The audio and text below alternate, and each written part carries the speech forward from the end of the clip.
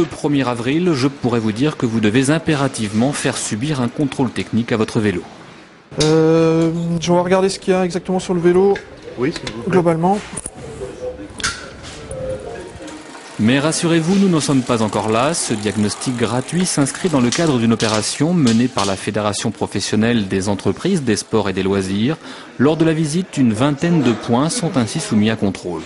Il y a des éléments effectivement qui ne se voient pas directement pour un œil non averti. Par exemple, on peut avoir un léger voile de roue et pas s'en rendre compte. L'usure des patins, on s'en rend pas forcément compte non plus, il faut aller mettre le nez dessus pour le voir.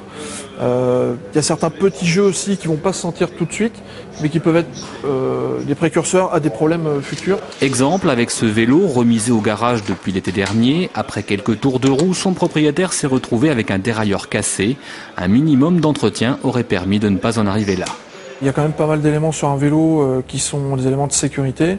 Donc là, il est vraiment très important de prévenir les clients sur la dangerosité d'un vélo lorsque c'est présent et donc de faire le nécessaire pour éviter les accidents. Ça permet vraiment de responsabiliser un peu les clients sur l'entretien et puis le bon fonctionnement d'un vélo parce qu'en fait, généralement, ils font pas du tout attention, ils s'en servent jusqu'au jour où il y a quelque chose qui casse. Dans la région, 40 magasins participent à cette opération qui se déroule jusqu'au 3 avril. Pour plus d'informations, rendez-vous sur www.diagnosticvelo.com.